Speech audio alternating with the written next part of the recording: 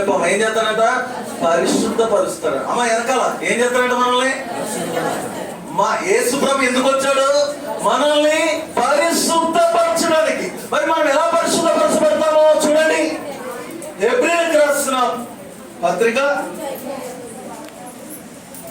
12వ అధ్యాయము,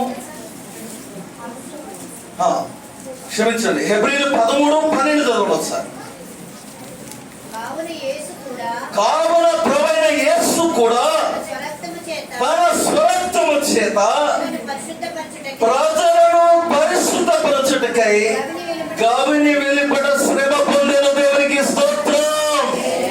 దరిద్రతలో, పాపములో, అసహ్యములో, దేవునికి ఇష్టం లేని పరిస్థితుల్లో ఉన్న మనల్ని యేసుక్రీస్తు ప్రభు ప్రేమించి మనల్ని చేరదీసుకుని ఏం చేస్తున్నాడంటే ఇప్పుడు పరిశుద్ధపరుస్తాడంట. ఏం చేస్తాడండి?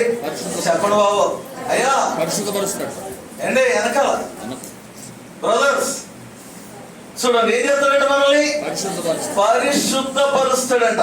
దరిద్రతలో ఉన్నామని మనం చూపించాడు, దరిద్రతలో ఉన్నామని మన దగ్గరకు వచ్చాడు మనల్ని ధనవంతులుగా చేయడానికి.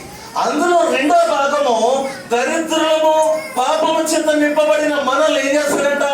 పరిశుద్ధపరుస్తాడంట. ఏం చేస్తాడండి? చెప్పాలి. ఏం చేస్తాడంట? ఆ పదం పలకండి బాబు. ఏం చేస్తాడంట? పరిశుద్ధపరుస్తాడంట. ఎలా పరిశుద్ధపరచబడతాము? యేసుక్రీస్తు ప్రభు రక్తము ద్వారా. ఎలాగండి? యేసు ప్రభు రక్తములో కడగబడుట ద్వారా. చెప్పాలి చెప్పాలి. ఎలాగా? సంతోషం రాసుకుంటేనా? యాసిడ్ వేసుకుంటేనా? ఎలాగంటండి? చెప్పండి అమ్మా. అమ్మ వెనకాల మనం ఎలా పరిశుద్ధపరచబడతామంట? అమ్మ మీరే ఎలా పరిశుద్ధపరచబడతామంట? అసలు పరిశుద్ధపరచబడ్డారా మీరు? యేసుక్రీస్తు ప్రభు యొక్క రక్తంలో మనం ఏం చేయబడాలంటండి? కడగబడాలి. ఆయన శరీరధారిగా మన మధ్యకు వచ్చింది, ఈ లోకంలో జన్మించింది, నీ పాపము నా పాపము భరించి ఆయన శరీరం అంతా చీల్చబడింది. ఏం చేయబడిందండి? ఆయన శరీరం అంతా చీల్చబడింది, ఆయన రక్తం అంతా కార్చబడింది. ఆ కార్చబడిన రక్తము ద్వారా మనం ఏం చేయబడుతున్నాం అంటండి? పరిశుద్ధపరచబడుతున్నాం. మన పాపము నుంచి పరిశుద్ధపరచబడుతున్నాం. చూడండి 1వ యోహాను పత్రిక 1వ అధ్యాయము 7వ వచనంలో చూడండి. ఆయన వెలుగులో ఉన్న ప్రకారము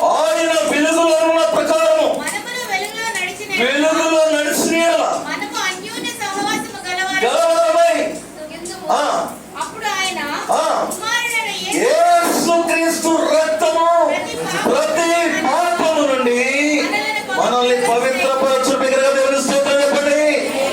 దేవునికి స్తోత్రం. యేసు ప్రభు ఎందుకు ఈ లోకానికి వచ్చాడండి? చెప్పండి అమ్మా.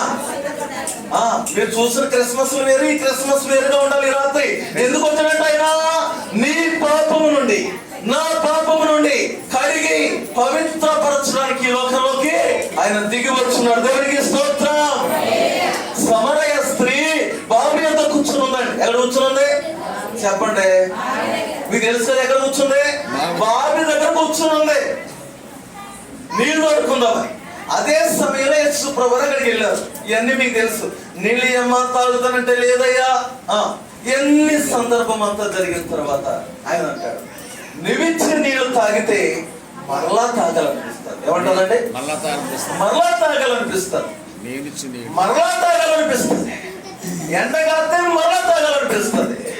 నేనిచ్చే నీళ్లు తాగితే మరి ఎన్నటికినో తప్పికొనవు అన్నాడు. మరి ఎన్నటికినో తప్పికొన. అయ్యా పొద్దున్న నీళ్ళు కొట్టే అందరూ తెచ్చుకుంటున్నారు, సాయంకాలం వస్తే అందరూ తెచ్చుకుంటున్నారు.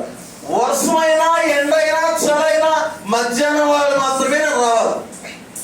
ఎందుకని? నేను పాపాత్మ